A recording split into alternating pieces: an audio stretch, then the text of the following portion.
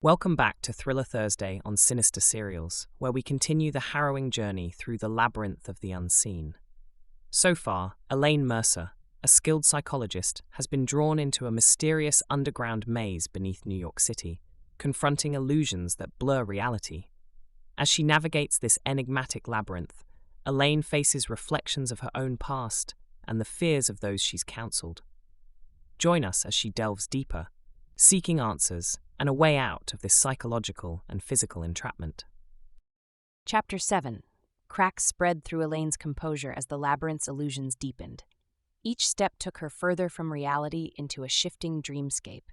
She moved methodically, clinging to logic's last lifeline as the corridors reshaped themselves, stone giving way to mist.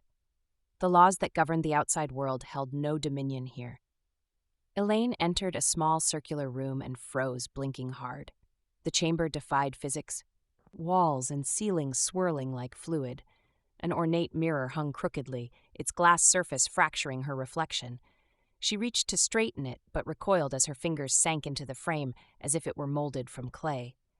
Shaken, Elaine backed away, her heels clicking unevenly as the checkerboard floor tilted. "Calm yourself, Elaine," she whispered, steadying her nerves. This labyrinth was an elaborate illusion preying upon frail minds. But her intellect was a shield against such manipulation. The mirror rippled, its mercury surface giving birth to a silhouette.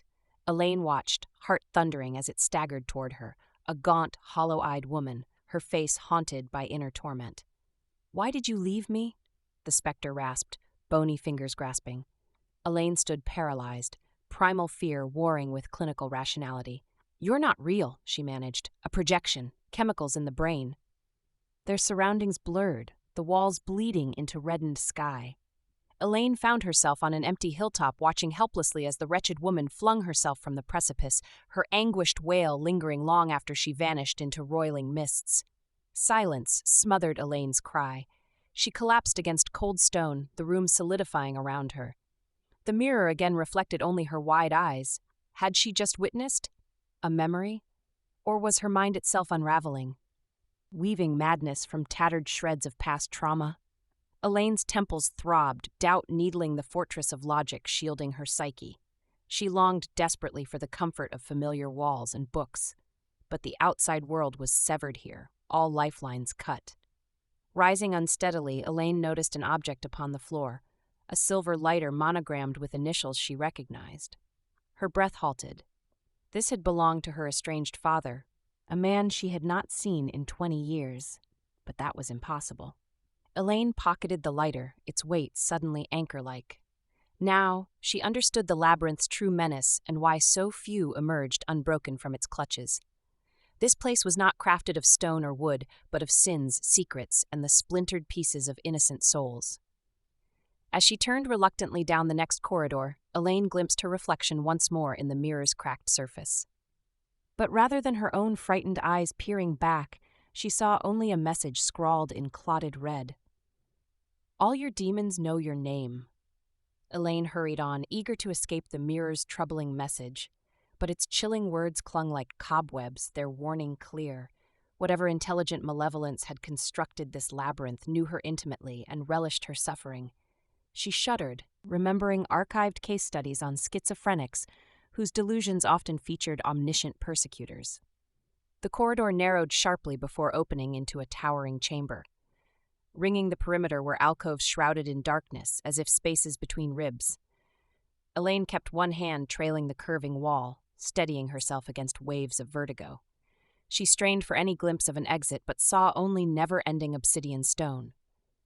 Kneeling to rest, Elaine retrieved the lighter from her pocket, seeking comfort in its etched initials. She flicked it absently, the flame's glow pushing back the shadows. In its flickering light, she now observed strange glyphs covering the chamber's domed ceiling, their intricate spirals and sharp angles defiant of geometry. What dark intelligence could have engineered such shifting dimensions, and to what purpose? Elaine tilted her head back, transfixed by an optical illusion where shadows appeared one moment and the next as solidified skeins of onyx thread. She blinked hard several times, then froze. One of the threads was lengthening, creeping down the stone ceiling. Elaine watched in mute horror as the morphing darkness took on substance and form until a slender, many-legged shape skittered into the light. She recoiled violently as the creature paused, bloated body and twitching antennae silhouetted by the lighter's flame. Then suddenly it was scuttling towards her, mandibles dripping venom that sizzled against the stones. Heart lurching, Elaine sprang up and fled into the blackness. But the spider's claws clicked relentlessly behind no matter how sharply she veered. Finally, she spun to face it, jaw clenched. The monstrous arachnid reared back, hissing victoriously, knowing its prey was cornered. Chest heaving, Elaine stared down the nightmare-made flesh. Amanda's greatest fear now turned weapon against her. This labyrinth held her psyche hostage, threatening to violently dismantle everything she had so carefully constructed from rubble and scars. Elaine stood frozen as the spider creature towered, slick venom pooling from its gnashing jaws. This was no Hollow Eve decoration, but a phantasm bursting forth from Amanda's tortured dreams made flesh. Elaine's patient had described spiders enveloping her in shrouds of web, paralyzing her while they leisurely hollowed her bones. Now Elaine shared that nightmare. The labyrinth was flaying her clinical rationality strip by strip, exposing raw nerves and old wounds. She steadied herself. If this maze fed on fear, she must starve it through courage's light. The spider lunged and Elaine clenched her fists, stealing her will. But rather than rending pain, she felt only a cold shiver as the phantasm passed through her. The creature dissolved into roiling smoke, Amanda's strangled scream echoing as it vanished. Panting, Elaine stared down at her unmarked body. The labyrinth had nearly claimed her, but she had conquered her own fear. Yet a question needled her relentlessly.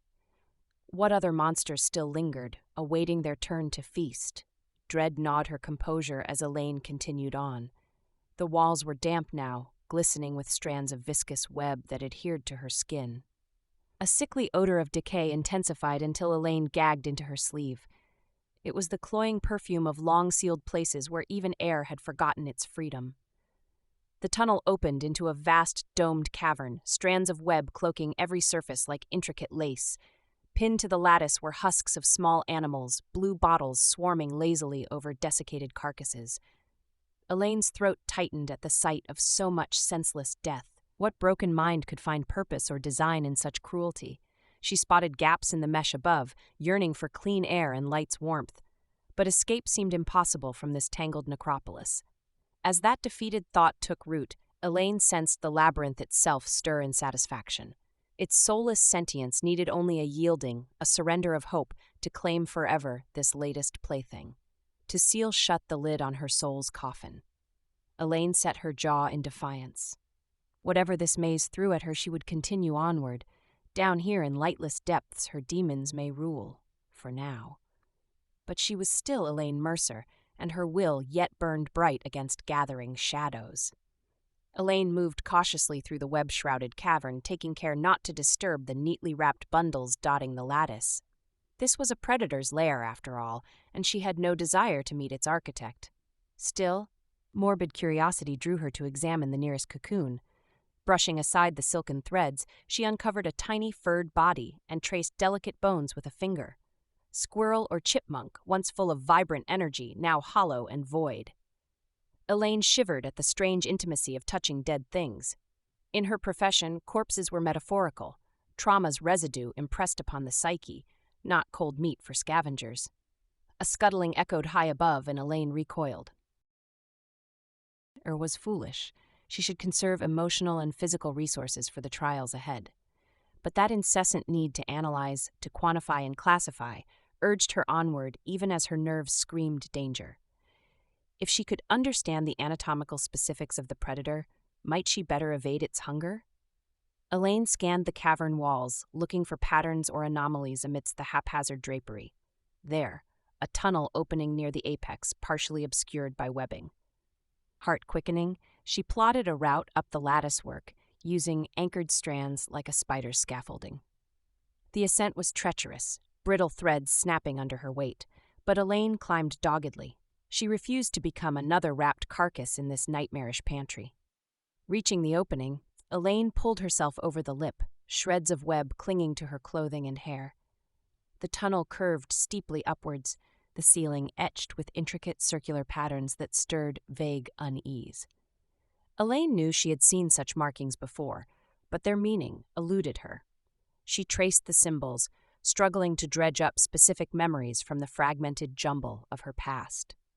Frustration welled up, threatening to shake the tenuous mental equilibrium she had somehow maintained since entering this nightmare.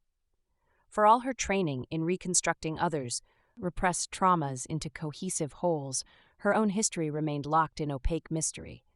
Elaine bit her lip, stifling a pathetic sob. The shroud concealing her childhood felt suddenly suffocating. She longed to tear it away and expose those half-buried wounds to cleansing light, but the labyrinth held the only keys that could unlock such secrets, and they extracted a steep price. A price Elaine was unsure she could or should pay. Elaine pressed onward, the tunnel's symbols nagging her subconscious. She had seen them before, but the memory hid deep. Her analytical mind turned relentlessly, seeking connections between the carvings and fragmented pieces of her past. But it was like grasping at smoke. The more she tried seizing hold of clarity, the more obscured her vision became. Soon she was practically crawling, disoriented and unnerved. The tunnel opened abruptly into a small chamber, and Elaine collapsed, breathing raggedly. The walls here were also etched with markings, their geometric spirals and sharp angles defiant of logic and symmetry. She laughed bitterly. Little in life conformed to the clean symmetry of academia's teachings when one examined the undersides of things. A glint caught Elaine's eye. Objects clustered in the chamber's center. Warily, she moved closer, realizing it was a makeshift shrine of sorts. Animal bones, shed feathers, rocks, with bits of colored glass and shell. Childhood's magpie offerings placed with ceremonial care. Reverently, Elaine reached out, fingers hovering over a black feather etched along its shaft with one of the strange symbols. She knew then, this was a sacred space heavy with the consecrated energy of rituals performed in secret. Her secret. Unbidden, a memory dislodged and floated to the surface of Elaine's mind. She was young, wearing a dress the sunflower yellow of newly hatched gosling down. The overlong hem was knotted up around skinny legs, plastered with bandages that hid older bruises. In one small fist, she clutched a stolen library book on birds, its pages filled with beautiful paintings of feathered creatures, colored crimson, sapphire, and sunburst gold. She sat with the book open to an osprey, proudly adding its triangular form to her collection of covert symbols. Each shape and etching allowed her to unlock the language of wings, of freedom. Elaine exhaled slowly, the memory settling into place like a missing puzzle piece. Here was truth. She had escaped off into this abandoned tunnel, as a frightened child finding sanctuary. And she had remembered the symbols, the only map home she needed now. Buoyed, Elaine gathered up the black feather amulet. She would decipher the marking's code once more. Her frightened child self had gifted Ale to lead her back from the darkness. She need only follow it. Satisfied, Elaine rose and turned to go. But as she reached the tunnel entrance, doubt crept in. Had she escaped down this very passage as a girl? Or had the labyrinth only permitted her to retrieve a buried memento to better...